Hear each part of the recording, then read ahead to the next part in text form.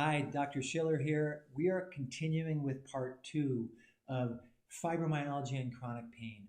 Why are they so disabling and what can you do about it? In part one, we looked at the whole variety of different metabolic and mind body and sort of mechanical structural factors that can give rise to the disability and really loss of life and function that happens when people have chronic pain, especially fibromyalgia. In this part, we're going to talk about what you can do about it. I encourage you to watch part one if you haven't seen it yet. So look for that link connected to this video. I'm going to bring back up the slide we ended with. Let's look at that. So just summing up, that talk in 30 seconds, that there are metabolic, mind, body, and sort of movement or motor mechanical system aspects to this whole process.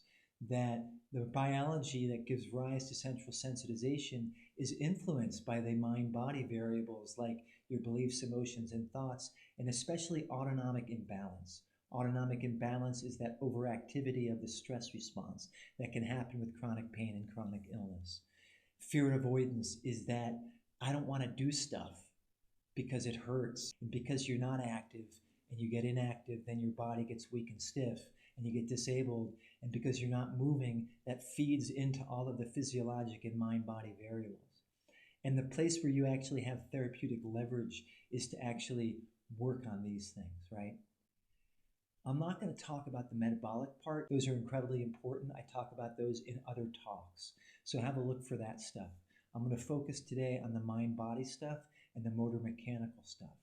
And summing up all of this, the things that we really can address with the right kind of mind-body and movement system care are really the autonomic imbalance, fear avoidance, and inactivity. And the rest of it flows out of addressing those things.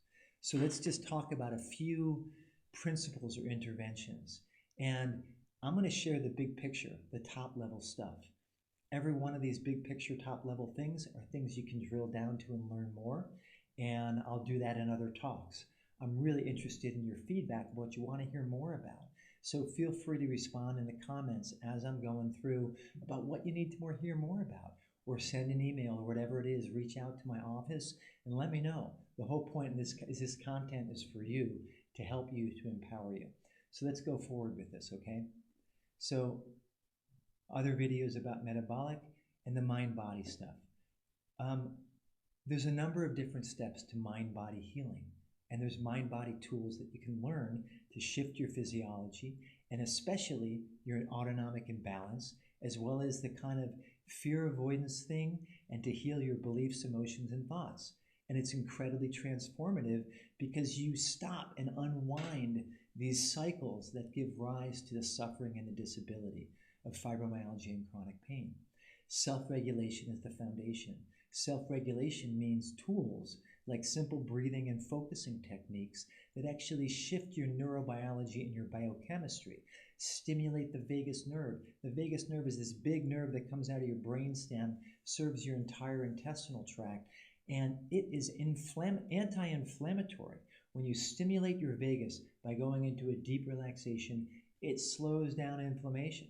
When you're stressed out, aggravated, when you have autonomic imbalance towards sympathetic, your vagal nerve is shut down and it's a pro-inflammatory state. And that's why we got so much research showing that an overactive stress response is pro-inflammatory, and that various mind-body techniques modulate the immune system in a positive way and help it function more effectively. So there's various techniques of self-regulation. Mindset and beliefs. Where you put your mind is where you're going to go. It's like a person driving one of those race cars in the Monaco Grand Prix or wherever, where if they look at the guardrail or the tree, you're going to run into the tree. And if you look for the open space, you're going to drive into the open space. Another way to think about it is that if you're focusing on negative stuff in your life, the pain, the suffering, the lack, the loss, the person who hurt you, the blame, the guilt, all of that kind of stuff, you're going to generate negativity and it's going to cause more suffering for you. For you. You're going to suffer more because of what you think about. And again, this is not blame and shame. This is just inviting you to start seeing that if you focus on the positive stuff and you start to give your mind over to the good things that you can do to help yourself, then you're going to move in that direction. It's much harder to do than it is to talk about it. So there's a lot more to learn about this, but it's a huge piece, and I encourage you to start thinking about it. Mindfulness could also be described as compassionate present moment awareness. Most of us are used to thinking in an analytical, judgmental, how can I fix this or change it mode. We're doing, how can I do it better? And we're all conditioned for that. We get especially conditioned for that when we're under stress and we're suffering, because we want a solution, we want to fix it. Mindfulness is turning that upside down. It's shifting into a place of being present and compassionate. And when you talk about it, when you read about it, it might make sense or not make sense, but either way, you're not doing it. Doing it is an experience. You need to practice it. You need to learn it. And what I suggest is you find a guide, whether it's on the internet or Mindspace or Headspace or apps. Okay, that's a good start, but find a teacher. Find someone who can help you learn it, because it's transformative.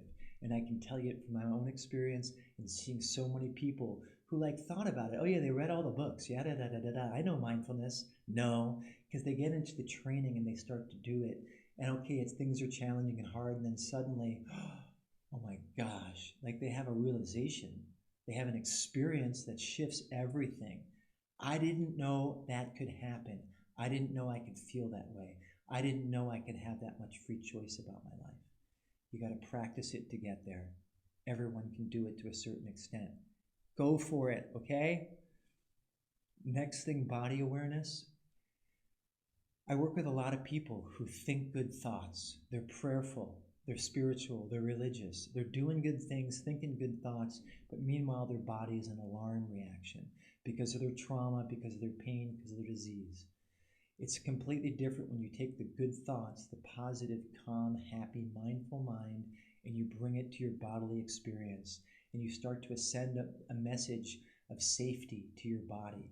You start to bathe your cells in the biology and neurobiology and neurochemistry of safety and positivity. Transformative. Cultivating positive emotion, healing trauma. We know that people who've had adverse childhood experiences get more illness. They get more chronic disease. It's a complex phenomenon. It doesn't mean it's all in your head, but what it does mean is that emotional trauma, physical trauma, shift your physiology. And there are tools that you can learn to shift it back into a healthy state. These are a collection of mind-body tools that can be transformative, and all of these are things to drill down to.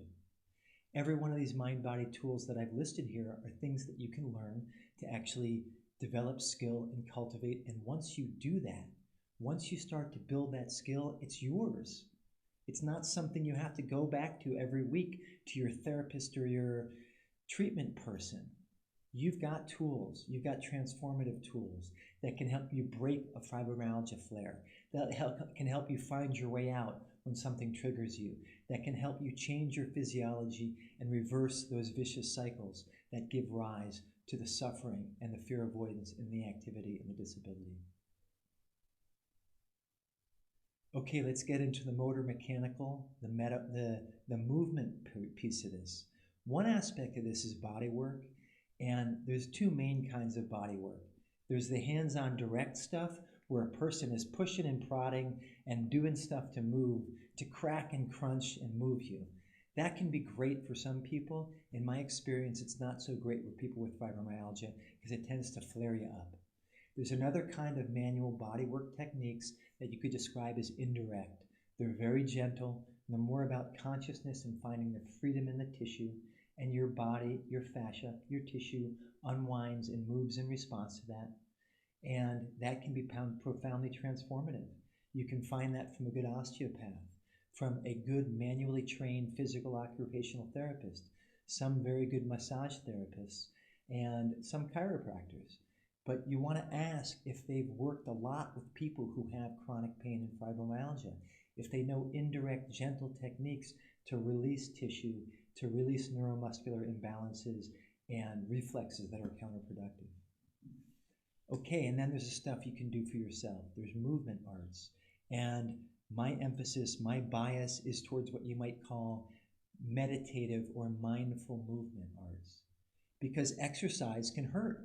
If you just go out there and treat your body like it's a peanut piece of meat and you get on the treadmill and just go, go, go for 20 minutes, you're going to go above your threshold and you're going to make yourself worse. And you probably have had that experience with some well-intentioned physical therapist, exercise therapist, or family member who said, just get up and go do it.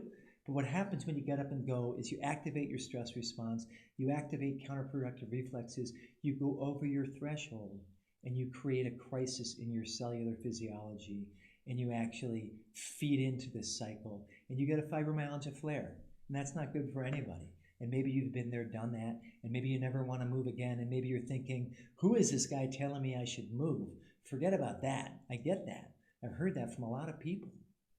But when they started to learn to do a meditative, quiet kind of motion and movement that respects the limitations of your body, that respects the low threshold, that actually lets you drop your calm, happy awareness into the body, and you know where you can move. You develop your intuition of your own body's capability, and you start to move with that intuition, and you build, you open up your envelope. You gradually learn to develop more flexibility, more strength, more endurance, and over time, you're climbing out of that hole of disability. And that happens through meditative movement. And so whether it's Feldenkrais or yoga or Tai Chi, Qigong, Pilates, or other things that somebody may have invented, find someone who's really good at it. Find someone who's got a lot of experience and a lot of compassion and a lot of humility, who's willing to meet you where you're at and be your guide. Let them teach you and let yourself learn. Let your inner wisdom grow so that you know how to work with your own body. And over time, you're going to heal. You're going to feel better. You may need to work on this for the rest of your life to stay healthy, but you're going to be able to start doing more stuff that's meaningful for you. You're going to be able to get back to stuff that matters. It might not be like you were when you were 24 or 36. It might be like you are now, and then you build from there. So you restart, and you restart, and you grow, and you heal.